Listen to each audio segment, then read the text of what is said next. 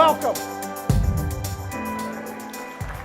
Welcome to the 2016 version of Sales Manager's High Performance Boot Camp, courtesy of Jim Doyle and Associates. Let me take in this room for just a second. Oh yeah, oh yeah, yeah. Look at these leaders with smiles. That'll disappear by 11. You know, this reminds me of my very, very first boot camp. I was sitting in the chairs where you're sitting.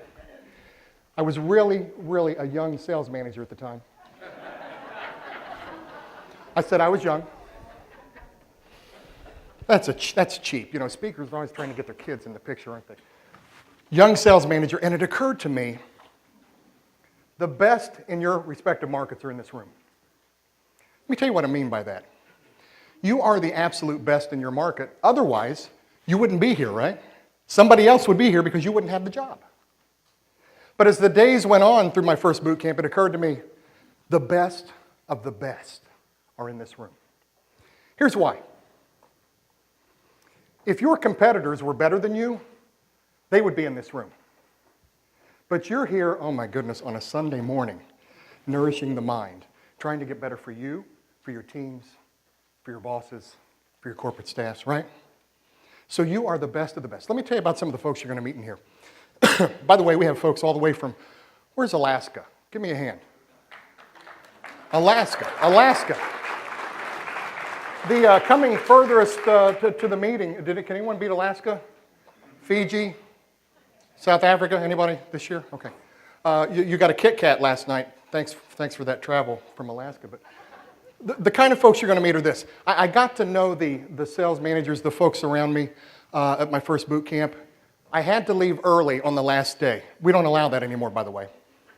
But I had to leave early on the last day. I got back to the station. About 4 days later, I get a packet from a sales manager from Colorado that I was seated next to during boot camp. In the packet was a book from one of the speakers and a note that said, "Hey, John, I saw that you had to leave early. I picked up a book for you. I thought you'd like it." I thought, man, what kind of individuals? Those are the kind of folks that are in this room. And since it is Sunday morning, we're missing Mass. I don't know, if anybody goes to church, but we have a peace be with you during the service. So because it is Sunday morning, because we are creatures of habit, my guess is that you're probably going to sit in the same general area that you picked out already. So let's just take a few seconds, turn left, turn right, say a hello, say, "I'm glad you're here, looking forward to getting to meet you." Let's go ahead and do this. Here's what's going on. Everybody's back at the stations, and they're saying, "Sales managers meeting, I know what they're doing. They're down there with Captain Pat fishing." And that's not the truth, right? Unless, like John from Cleveland, you're crazy enough to post it on Facebook. They think you're golfing. They think you're out on the beach lounging. They think you're meeting celebrities and having double margaritas. We know that's not the case, but give them a break because here's where they are. Welcome to Florida. We are so excited to welcome you. You're going to be so thrilled. We have spared no expense this year in terms of speakers. You're going to be floored. They're all Hall of Fame caliber. Not even Pete Rose could qualify to come here today. Okay, that was a cheap one. Thank you. Roxanne Emmerich, Eric Chester, Mark Sharonbrock, the best of the best of the best. I dare say you're going to look back many, many years beyond this boot camp and say, wow, that was a game changer for me. You're going to meet a lot of folks. We're going to have some laughs. We're going to have some fun. At some point, there may be a little disagreement.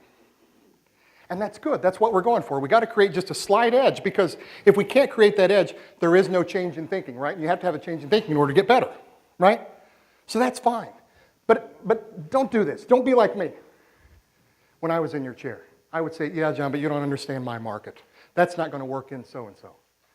I need you to connect the dots for me to maximize your opportunities here. I need you to say to yourself, John, that's not going to work in my market unless I do ... Promise me that, and I promise you, you're going to maximize your time here." All right, very quickly in the close here, I'd like our Jim Doyle and Associates folks to stand. Stand. We're missing Sue and Elaine. Are they out in the hallway? Okay, These are the faces. We have Matt behind the camera. We have all the folks over here.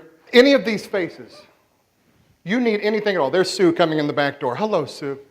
Anything at all, these are the faces you go to. We want to make sure between Pat, Ann, Sue, Elaine, Tom, Matt, Jim, myself, that we're taking care of all your needs. Please, stop us. And to you, sincerely, on behalf of Jim Doyle and Associates, I say thank you. Thank you, thank you, thank you. We certainly couldn't have the success we enjoy without your support of what we do. And a special thanks to our corporate partners. Go ahead and cheer as you see your group.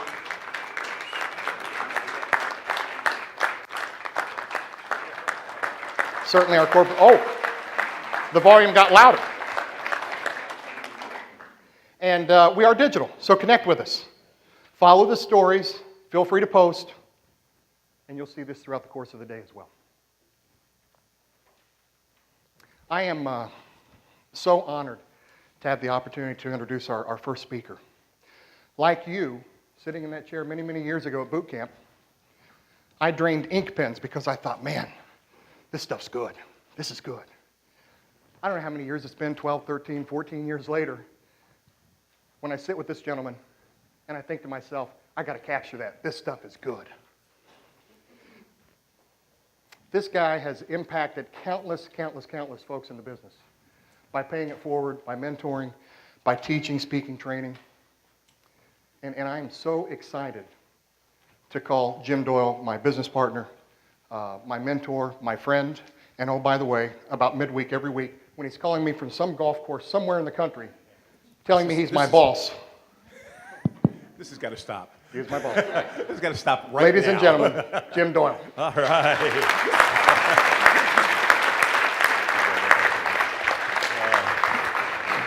Thank you. Thank you. Thank you, thank you. Well, good morning and welcome. Just so absolutely privileged that you're here. Just out of curiosity, how many of you have been sales managers for less than 2 years? Can we have a show of hands? Wow. We'll say prayers later for you. How about the group that's been doing it for over 10 years, right? If you look at those people, you'll notice the twitching that seems to be going on in that. How many folks have been to boot camp before? Now, I want you to look around. This is the remedial group. For sure. We're grateful for that they're literally slow learners, because that just, ups the count and gets people coming back. But promise you some new stuff and some new speakers and hopefully a great experience. As we look at a crazy business, how about this? I want to just have you reflect for just a second about what did you do last week as a sales manager. How about this? Anybody have meetings last week during the time that you were here? How about more meetings? How about conference calls about your 14th new digital product? Anybody? By the way, I've learned when you do these, you have to mention digital now every 3 minutes. In the course of this time, because if you don't, you're like somebody's like screaming, you're irrelevant now, you're an old guy. So digital will come up like every couple of minutes. How about worked on a sales project, hopefully at some point out on calls? That would be good, actually. Hopefully next week you might think even more about that. Reports for corporate. Now, we have a few corporate people here, so I have to be careful because I love these people. I really love these people. But you know what happens? Somebody's watching TV over the weekend. They get this idea, and they order a pizza. And then they start to think, I wonder how much business we get from pizza shops. They send out a little one of those, hit everybody in the world emails. How much business do you get from pizza shops? By the time your general manager deals with that email, it's like, by close of business today, can we get a report about how much we deal with pizza shops? Does anybody else have an amen on that? No, because your corporate people are here too, like, oh no, not my company. How about more reports for corporate? Conference calls about our 15th, 16th, 17th new digital project. Anybody doing job interviews this week? How about problems with people? One of the best lines I ever heard was a guy said, he said, I knew I was a sales manager the first time somebody came to my door of my office with a box of Kleenex and asked me if I had a second. It was like, oh, don't think this is going to be just a second here. Anybody identify with that? How about email? Production issues, accounts receivable. Those are fun. More emails, at least one crisis. Does this describe anybody's week? More reports for corporate. And because of the crazy times, I heard a friend of mine, Janet Lapp, say, the world today is crazy busy. Would you agree with that? That we are just, how many of you felt like everything's relaxed and I could just go away for a few days? It'll be easy. Sunday will be the best day because, and the only emails you'll get today will be from Pottery Barn. So, you can actually turn the email off today and it'd be all right. But because of that, can anybody identify with this being sort of a typical week or month where sometimes we're managing by crisis? Whether it's an account crisis or some change or some loss of person, sometimes we're managing by corporate. I've got an agenda, everything is moving along, and all of a sudden somebody else has got a different agenda. Sometimes we're managing by project. The miss in all of that is that as we get more and more sucked into that, we miss what is the real leadership opportunity, which is to manage our people. And that's really such a focus. But this happens to all of us. And the reason I want to connect with that for just a second is I think that these, so much of what you do when you do this, hey, let's be honest, consultants have the easy gig. They really do. What do they say about consultants is they know 17 ways to make love but can't get a date. Yeah, some of you will write that down. It'll be the best thing you'll take away for the next 3 days. It's like, yeah, I didn't think the content was real good, but damn, that consultant line was funny.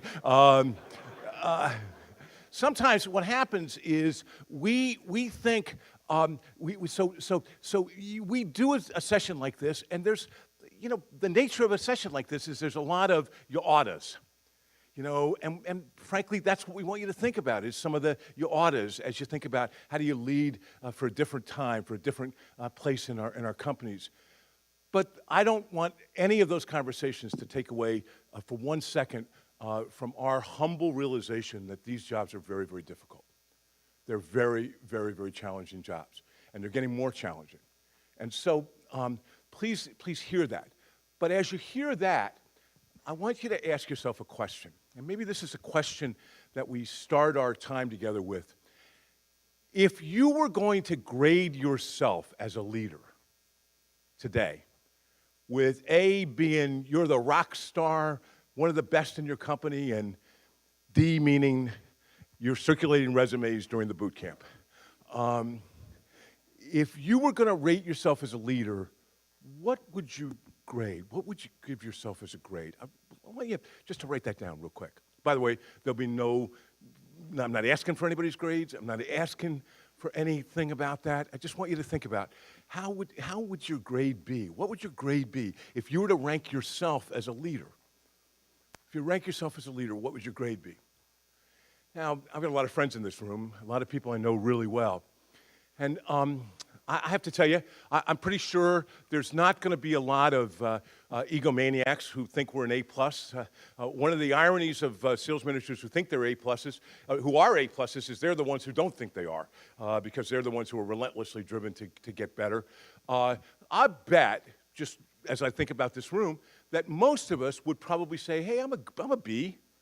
Right? I'm probably a B player. Maybe some of the newer ones may say maybe I've not gotten to that point yet, but I think a lot of us would probably say I'm a B sales manager, B+ sales manager. Well, I wanted to share, for a couple of years, I've been talking about with managers about their AEs that if someone is a C player today, they're a D- in 2 years. Now, why is that?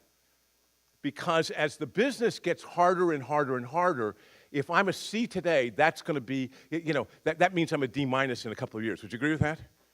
So we're going to talk about that a little bit later on in a very significant and important part of boot camp, maybe in many ways the most important session. But I realized, you know what? Isn't that also true for us? if I am a B, I'm talking about us, me, our company, you guys. If I'm a B today, I'm probably a D plus in 2 or 3 years. Unless what? Yeah, unless something happens, unless something changes. Look, is there anybody who would think that we're in a time of change in our business? Any disagreements about that? How about this? Anybody betting that National is going to be up over the next 5 years? Let me see. No hands, huh? How about the impact of lower viewing? You know, if you're a diary market, you want to get scared to death, go to Dunedin, about 45 minutes away from here, after you're done with this session and pull your diaries. See what's going on with viewing trends. It's scary. It's absolutely scary. All of our threes have become ones. All of our ones have become, and it's a real deal. And you know, we're still the most powerful form of communication that's ever been invented, but it's not as easy to make it work for clients as it was 8 or 10 years ago. How about this? By the way, that was the motivational section for the new sales managers. Just to, you know, just go, yeah, I'm so excited. How about the impact of programmatic? You know, there's a big debate about what programmatic is going to do to our business, and there are experts who know way more about that in this room that we may hear a little bit from later on this afternoon. But I'll tell you this, that great book, TV is the New TV, that came out earlier this year, really interesting book. But he talks about what happened to pricing when programmatic, this is the USA Today reporter who wrote this, he talked about what happened to pricing when programmatic came into digital. And it basically cut pricing by close to 80% over that period of time. So, you know, maybe some opportunities in programmatic to be sure, but this is going to change our world. We're going to a world where data is going to be so important that somebody's going to layer, an agency is going to layer set-top box data on top of Polk data or voting pattern data or Nielsen shopping data to have a targeted rating point. And we heard this presentation at a Tribune meeting where they're not even going to call you if you don't have the right spot. You won't even get an avail request. That's a changing and different business. How about big-time issues with car dealers? Tom Ray moderated a panel that some of you were at in San Antonio or or Austin rather, at the NAB deal. About the car business, and there were 4 or 5 dealers who were there, and it was interesting because they were all younger dealers, so they were all like, you know, second generation or younger guys, and I sat and listened to that panel and got absolutely scared to death because every single one of those dealers was talking about how they no longer use TV to sell product; it was all done for branding. Well, you and I both know, and those of us who have been around this business for more than a few car downturns know, that when what happens to branding messages when the business goes down. We're in record sales years in the car business, and we have less car revenue than we've had. And we're in record years. So what's going to happen if we have less than record years? We have never, ever at a boot camp, in the 8 boot camps we've done, we've never had a product panel. But we've got an amazing opportunity because our Senior Vice President, Pat Norris, is a former dealer, 5 stores in the Cleveland market. And I've asked Pat not to share the problem. He'll talk a little bit about the specifics of that, but really to talk about what you could do with leaders. And we'll have that session tomorrow because I just think we can't ignore that anymore. And so we never have had a product session, which is really about management, but this is such a big issue that I think we really have to look at it. And then the biggie. And if you said, what is one of the biggest issues that challenges us today as leaders, it's how do we find great people? Would you agree with that?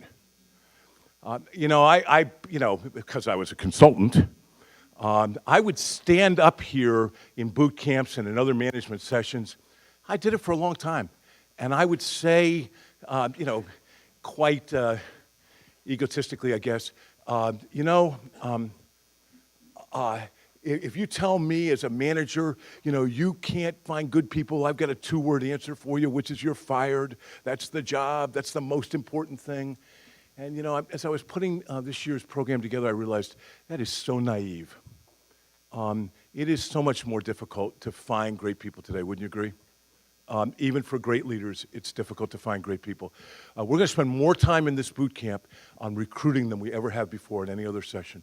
because every year we try to look at what does the real world of our industry look like this year. Not last year's boot camp, not 2 years boot camp, but what are the real world issues today, and that's going to be a big part of what we'll spend our time on tomorrow. How do you find and attract great people? We're actually going to start on that later on today when we talk about how do you have a culture that people want to work in. Because, by the way, your own team and the reputation you have out in the marketplace are your single best recruiting tools. And if you don't have that, that's going to be a challenge. I've used this line, as many of you know, for 15 years because I think it's one of the most powerful lines. I was in an early management session with a Notre Dame professor, Jim Davis, the only guy to get tenure at the Notre Dame Business School. He's now teaching at, I think, Brigham Young in Utah. And he used this line, if we fail to change, the world goes on. We just become increasingly irrelevant. That, to me, is a very powerful line, isn't it? If we don't change, what happens? I mean, think back. If you really wanted to say, all right, you have the opportunity to go back in the time clock and you can help a newspaper 15 years ago, what would you say to them differently about their sales process, about their leadership skills, about how they recruited? What have they blown? And that's, in many ways, the roadmap for what we ought to think about doing, don't you think? Because we have that opportunity to now impact our business. But it's way more than that. I used this quote for 15 years, and in the last month I realized it really is, if I fail to change, the world goes on. I just become increasingly irrelevant. That's me, you, all of us. If we don't change, what happens? We can't keep doing our business in the same way we've been doing it. You know, that's the old definition of insanity. You can't keep doing it. So here's another question for you. Do you love our business? How many of you love our business? Yeah, it would be the wrong day not to raise your hands. Just a thought. Yeah, no, I hate it. And after this session, I'm thinking, oh, crap. Hate it even more. No. No, of course. No, but I don't know about anybody else. But I feel like I would have been successful in other things. But I thank God, literally thank God, that I'm not carrying the keys to a Target store around this morning, you know? I mean, can you imagine what it would be like to go run a Home Depot? I mean, I'm not to denigrate the people who do that, but I got to come to this business. I got to be part of this business where we have an opportunity to make a difference for our clients, to make a difference for our communities. And I've always felt like that's the greatest blessing. But if you love our business and you know we're going to change, what happens is that you say, what? If I love this business, I can't stay the way I'm doing it right now. And that's really what this next 3 days is about. I will tell you, frankly, I think that this is the most important boot camp by far we've ever done. And you know, every one of them, people have taken away stuff. Every one of them, people have changed. Every one of them, we get great feedback. But this is by far and away, because the challenges that our business are facing now have just accelerated to another level that we can't go back and just notch it up 10%. Because if we go back and notch it up 10%, that may not be enough for the tsunami that's coming at us and changing our business in so many ways. Because what? Tomorrow's B grade is what is going to be what? So everybody who wrote down you're a B, you're a C in 2 years, and a D in 5 years, and unless we change. And I think that is so unbelievably important as we begin. You know, as I get started, I want to just talk for a few minutes about, because in many ways this will sort of frame what we believe an A-plus organization looks like. By the way, I'm not sure I've got everything right on this list. I'm sure other people's lists would be in other ways. But these are some of the things that we have the privilege of working with extraordinary television stations around the country. These are some of the things that you see in the extraordinary organizations. As you go through this, maybe this is a time just for some quick reflection. Where's my group? Where am I? Where's our company in this? What does an A-plus organization look like? I've got a couple of things. Number one, no surprise for those of you who've gone through our upgrade process, I think that we're going to have to be more customer-facing, more engaged with customers than we ever have been before, which means those accounts, the top 25% of your accounts that give you 70 to 75% of your business, we've got to have deeper relationships than we've ever had before. This cannot be lip service, and it can't be a Christmas present. This has got to be with the economic buyer, deep relationships. We're not going to talk a whole lot about that. Many of you have heard that speech as part of our upgrade selling program, but this today becomes an absolute mandate. As agencies change, we can't allow the ad agencies to tell our story. And when you've got AEs in every market in this room who are scared to death to go to the client directly because they're afraid of the impact of the agency, we've got, or how the agency is going to respond. We got to change that thinking. We have to have a customer-facing deal. We have to have leaders in our companies, our general managers who are involved in that process. This is really important. By the way, for those of you who haven't been through our program, a quick calculation is for every 5,000 you bill locally, for every million you bill locally, it's about $5,000. So if you're a $10 million local station, any account over $50,000 is going to be a key account. People are sometimes surprised by how low that is. And all the collective, if you take every account over 50,000, that's going to give you somewhere between 70 and 75% of your local business. And sometimes for large market stations, we are increasingly taking out the totally transactional business before we do that calculation, because it distorts the numbers if you layer in a lot of transactional where you have no opportunity to get to know the client. So sometimes we'll bail out a few $1 million just to say what's a real number, like a sweet spot that we can really have impact at. So A+ organizations own key accounts. How about new business? Would you say that new business is going to be more important than ever?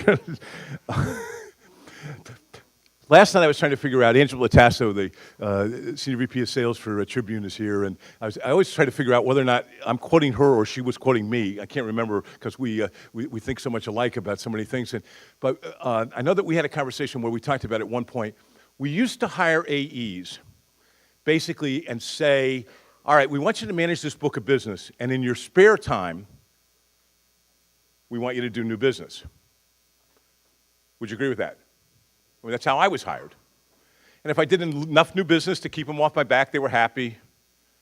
But if I made my budget and they didn't do any new business, they sort of sometimes got a pass. Would you agree with that?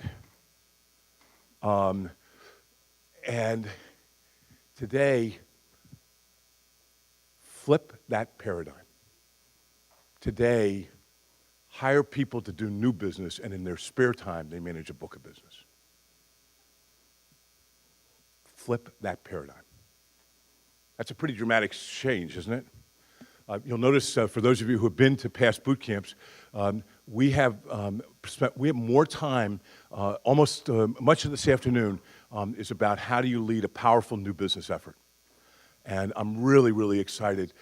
Tom Ray, in the last session this afternoon, is going to share some of the new business lessons from the best AEs that we know around the country. We've interviewed AEs, some of them are on your teams, and he's got some insights about how do they manage their new business stuff.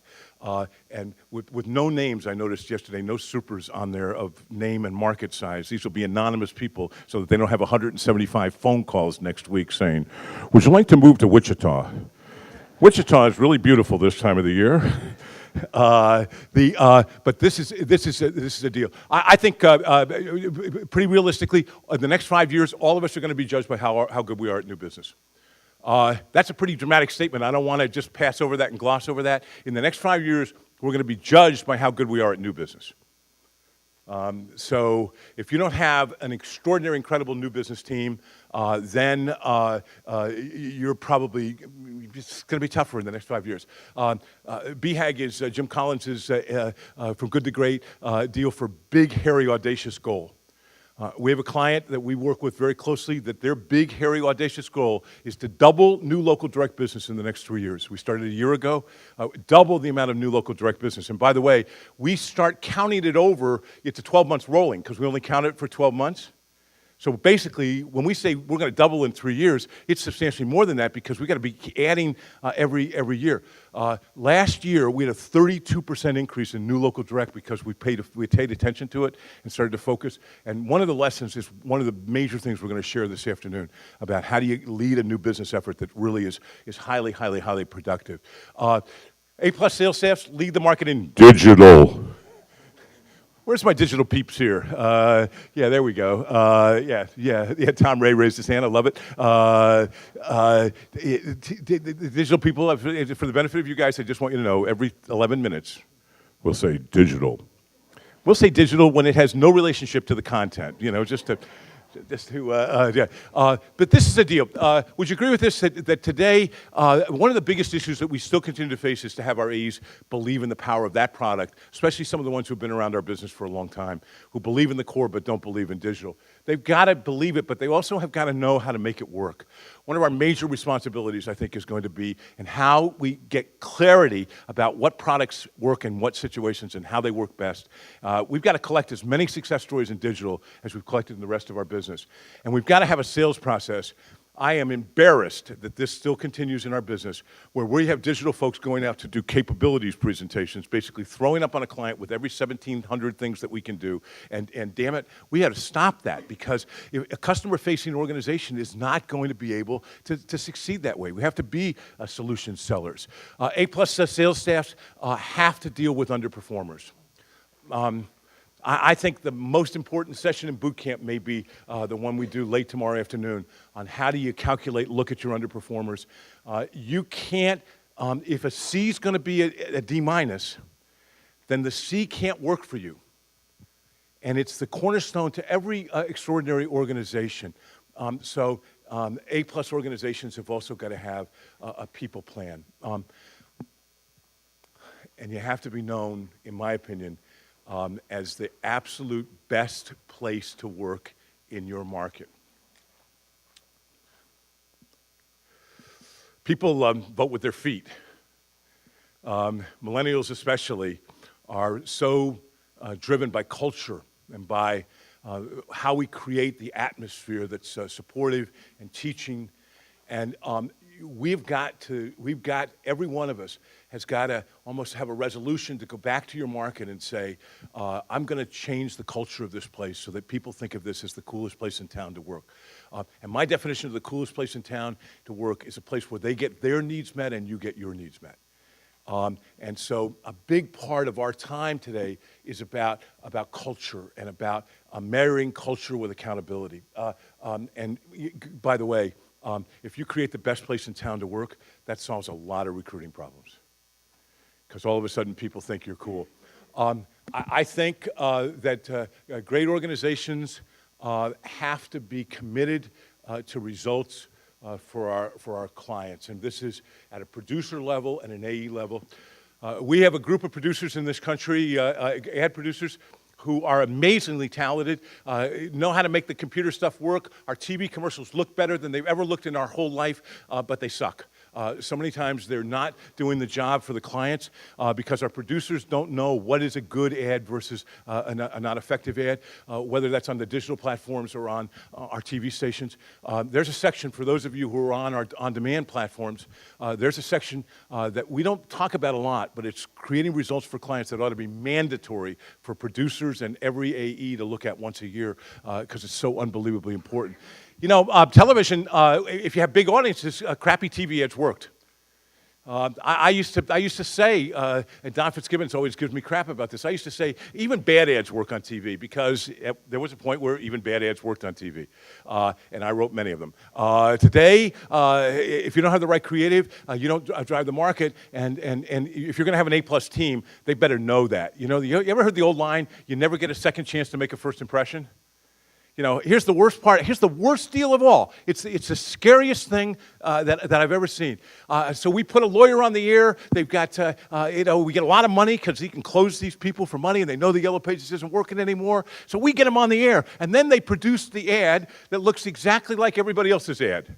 At the law firm of so-and-so and so-and-so, we specialize in helping injured people. Right? You know that ad, suit, law books in the background. Very serious. Problem is that ad has been done in your market since 1987. There's probably personal injury lawyers who are so powerfully set in the customer's mind that nobody needs to remember that client's ad.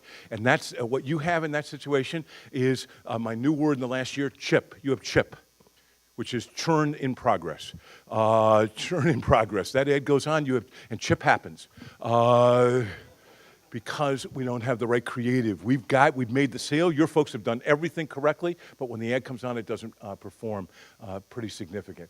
A-plus sales staffs have a high-performance culture where if you don't perform, and my definition is that's a team that's growing revenue, that's a team that's growing share, that's a team that's growing new local direct and digital. So I think we've got this in the handout on, let's see, where we are. I want to have you just do, so here's just a really quick exercise for just a second. Again, we're not gonna ask you for any answers. There's no discussion of this. If you're here with somebody from your station, you might compare grades later on this. But if you said to me today, okay, here's my team today, January 31st, 2016, what is my grade on this? A, B, C, D. What is my grade on my new business culture? A, B, C, D. What is my grade on digital? A, B, C, D.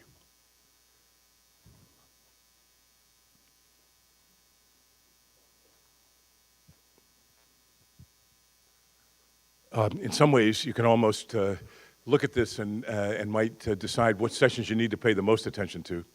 But it might also be an interesting exercise to go back at the end of boot camp and say, would I grade myself differently? Because what you're going to do in the next 2 days, next 2.5 days, is you're going to spend a lot of time talking to other great leaders, hearing other great presentations, and maybe rethinking, are we as good as we need to be right now? Or for this new business, what are the things we need to get way better at? If we're going to attack this new business, what are the things that we need to do to get way better at? You know, I want to add one other thing to that list, which is one of the things that great organizations are doing and very, very focused on is the power of connection. You know, our people today want to be led, not told. Our people today want to know that the people they work for care about them and their careers. It's not just about caring about them, it's caring about their careers and caring about what they're going to be doing and where they're going to be headed. They want connection. I know a couple of you have made great comments about last week's teleseminar with Jason Jennings that we did. Many of you remember Jason. A lot of us had to watch those tapes when we started in the business. I was like, oh my God. 22 days of Jason Jennings. Jason went away 20 years ago. I'm very grateful for that because it gave me a shot to have a business in the sales training business. He started writing books, doing research and writing books. He's written 6 New York Times best-selling books. Pretty amazing, huh? 6 New York Times best-selling books, including it's not the big that eat the small, it's the fast that eat the slow. A book about reinvention, and interesting stuff. The way he writes his books is he interviews the CEOs of top companies. So he's probably done 1,500 interviews with the CEOs of the top companies, high-performing companies, and they'll read about a company, identify it. They've got a research team then that sets up the interviews, and as he hears themes, those become the next book. At the end of the seminar, he does an hour, and the hour was pretty interesting, I thought, because I asked him to say, okay, if you come back to our business, I mean, Jason started as a 13-year-old in the radio business, was doing sales training when he was 19. No ego there. I waited at least till I was 23. And then went to, and then has obviously morphed to do all of these things. He said, at the end, he said, the number one lesson from all of these interviews, hundreds of interviews, 6 best-selling books is the CEOs found a way to allow their heads to meet their hearts. Not a great line. What does that mean?